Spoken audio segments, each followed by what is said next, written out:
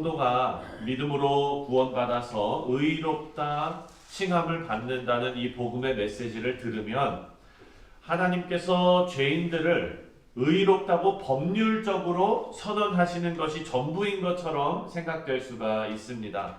하지만 하나님께서 이 죄인들을 의롭다고 선언하실 때에 그 순간 그 죄인은 새로운 피조물로 변하는 하나님의 능력을 실제로 경험하게 됨을 우리는 꼭 믿어야 합니다. 여러분들께서도 그 변화가 너무나 자연스러워서 새롭게 느껴지는 것은 아닙니다. 하지만 우리가 믿음으로 구원을 받으면 달라지는 결과가 분명히 있습니다. 첫 번째로 우리가 로마서 5장에서 묵상했던 말씀처럼 우리가 하나님과 화평을 누리고 즐거워하게 됩니다. 우리가 하나님께서 우리를 의롭다 칭해 주시는 그 칭의를 경험하게 된다면 가장 먼저 변하는 것이 있는데 그 첫 번째가 뭐냐? 바로 하나님과 화평을 누리게 된다입니다. 이것은 하나님과의 관계이죠. 믿음을 통해서 의롭다고 인정이 되면 하나님과 비로소 정상적인 관계가 이제 된 겁니다. 바울은 이런 정상적인 관계를 화평, 평화, 평강 이런 단어로 소개하고 있습니다. 우리 사랑하는 성도님들께서 하나님과 화평의 관계를 누리시고 또한 우리 믿음의 동역자들과 평화의 관계를 누리시기를 주님의 이름으로 축원드립니다. 두 번째, 예수 믿고 나서 변하는 그 변화는 뭐냐면 성도들이 믿음으로 구원받게 되면 이전과 전혀 다른 통치 영역으로 들어가게 된다는 것입니다. 오늘 본문이 그것을 알려주고 있습니다. 4절에서부터 6절까지 말씀을 보면은요, 제가 읽겠습니다. 그러므로 내 형제들아, 너희도 그리스도의 몸으로 말미암아 율법에 대하여 죽임을 당하였으니 이는 다름이 곧 죽은 자 가운데서 살아나게 하신 이에게 가서 우리가 하나님을 위하여 열매를 맺게 하려 함이라. 우리가 육신에 있을 때에는 율법으로 말미암는 죄의 정욕이 우리 시체 중에 역사하여 우리로 사망을 위하여 열매를 맺게 하였더니 6절 다 같이 읽겠습니다. 시작. 이제는 우리가 얽매였던 것에 대하여 죽었으므로 율법에서 벗어났으니 이러므로 우리가 영의 새로운 것으로 섬길 것이요 율법 조문의 묵은 것으로 아니할지니라. 아멘. 여러분, 성도가 통치받는 영역이 완전히 달라졌다는 것입니다. 이전에는 죄의 지배를 받아서 죄의 종이었던 사람들이 믿음으로 구원을 얻어서 의롭다고 여겨지면 이제 죄의 통치의 영역에서 벗어난다는 거예요. 더 이상 율법이 우리를 올가매지 못한다는 것입니다. 대신에 그것으로 끝나는 것이 아니라 다른 통치 영역으로 들어간다는 거예요. 그것이 바로 성령님의 통치 영역으로 들어가게 됩니다. 우리 사랑하는 성도님들, 우리가 죄 짓지 않으려고 얼마나 열심히 노력을 합니까? 근데 그 노력을 해도 그것을 완벽하게 이루기가 너무나 어렵지요. 화를 내지 않으려고 얼마나 노력을 합니까?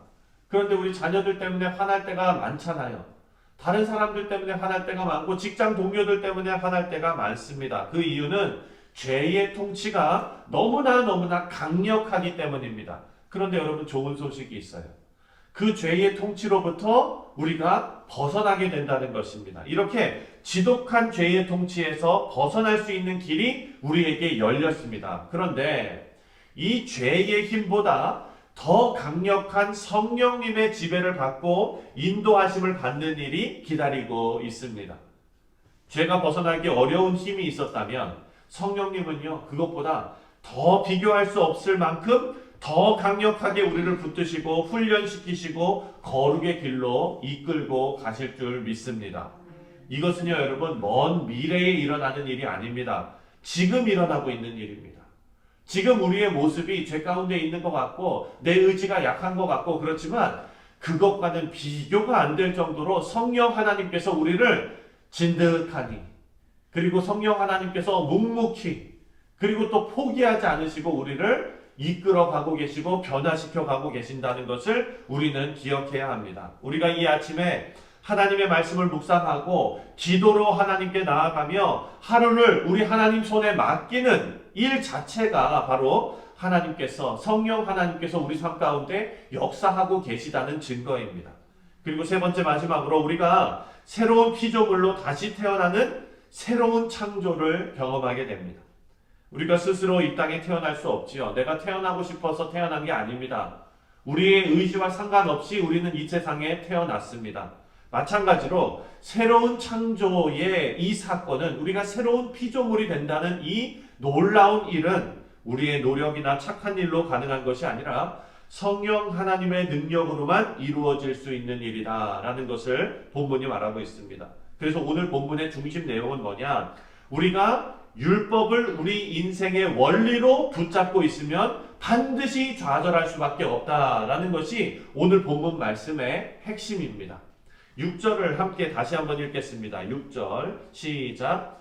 이제는 우리가 얽매였던 것에 대하여 죽었으므로 율법에서 벗어났으니 이러므로 우리가 영의 새로운 것으로 섬길 것이요 율법 조문에 묵은 것으로 아니할지니라. 아멘.